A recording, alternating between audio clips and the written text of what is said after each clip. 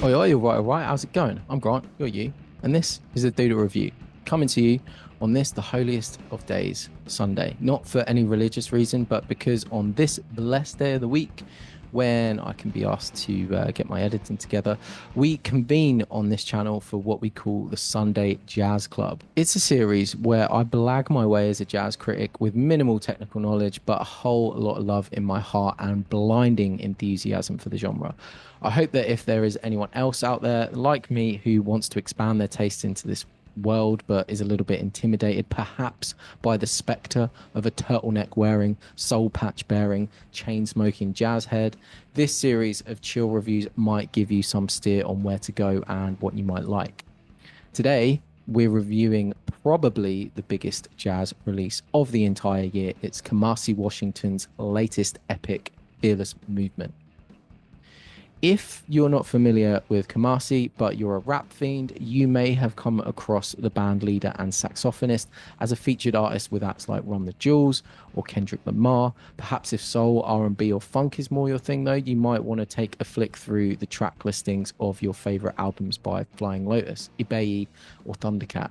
Washington's dropped some atmospheric, spiritual, and transporting melodies there as well. Now, one thing you should know about Kamasi Washington is he is a total maximalist, at least from the work I'm familiar with, which is his 2015 album, The Epic and Onwards. He constructs and builds his compositions utilizing what feels like almost every instrument under the sun. There's additional percussionists joining the main drummer. Full-blown choirs will support any lead vocals, not to mention multiple horns, guitars, bass, piano, additional keys, and depending on specific regional references he's making, you're likely to hear some specialized instruments too. Less is more, they say, but to that notion, Kamasi just flips the bird, spiritually, of course, for his work draws inspiration from finding peace, love, and transcendence in music, with even the darkest of compositional storms often resolving into serenity under his guiding hand.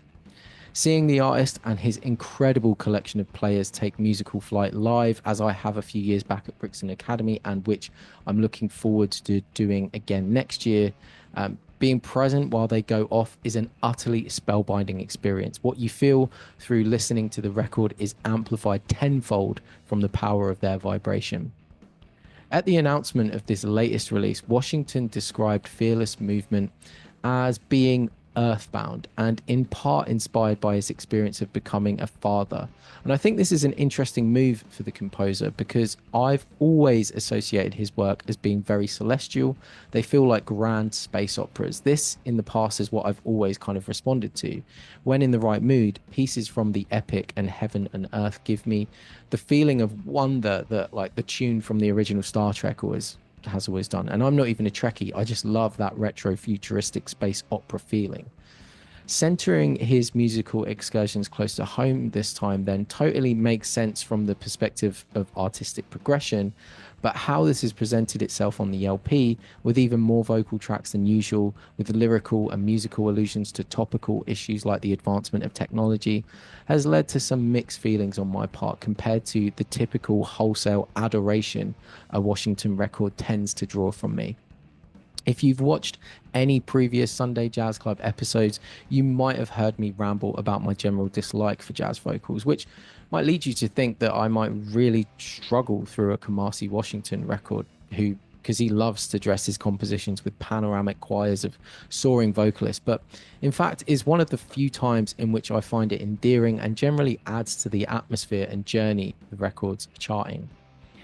On Fearless Movement, not only do 10 of the 12 tracks feature vocals, though, which I find as we get into the back half of the record a little wearing because of their similar long phrasings, but there are touches like vocoders and even rapping that just ride the line for me of being a touch cringeworthy. Computer Love is the offending track with the vocoder, and also where we hear the commentary of, you know, technology is making us dumb, yada, yada, yada. And I don't disagree with the sentiments. It's just all feeling a bit overdone and on the nose. Asher the First features the first of these rap tracks, and while some of the rhymes and lyrics are actually pretty damn good, that Deuteronomy due to the rhymes in me being personal favorite bar. The very classic, and I mean classic, hip hop delivery from Taj and Raz Austin has me a little eye rolly depending on what mood I'm in when I listen.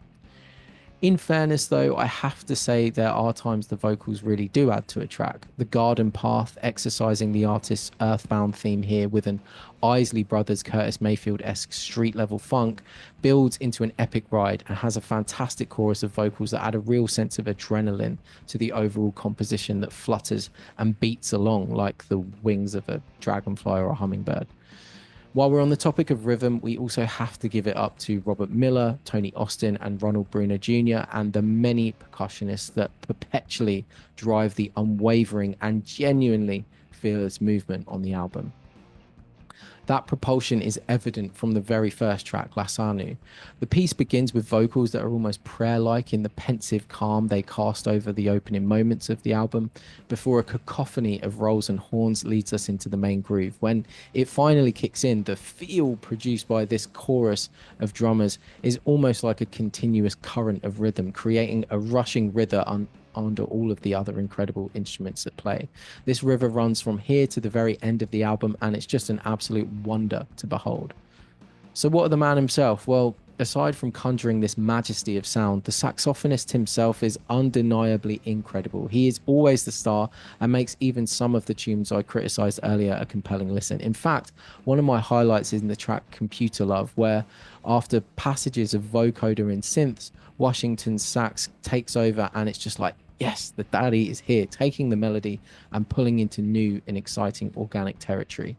Favorite tracks on the record other than The Garden Path include the masterful Road to Self, where among other moments of brilliance there is delay applied to the scale runs, creating an element of psychedelia, which also produces yet more movement and blurs the edges of this widescreen picture of sound.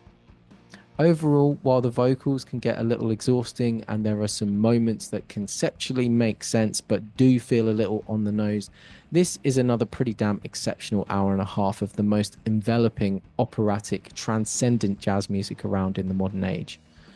I'm going to knock it on the head, and I think I'm going to give this one a straight 7. That's just what I think, though. What are you lot saying? Let me know in the comments. How does this stack up against the Washington discography?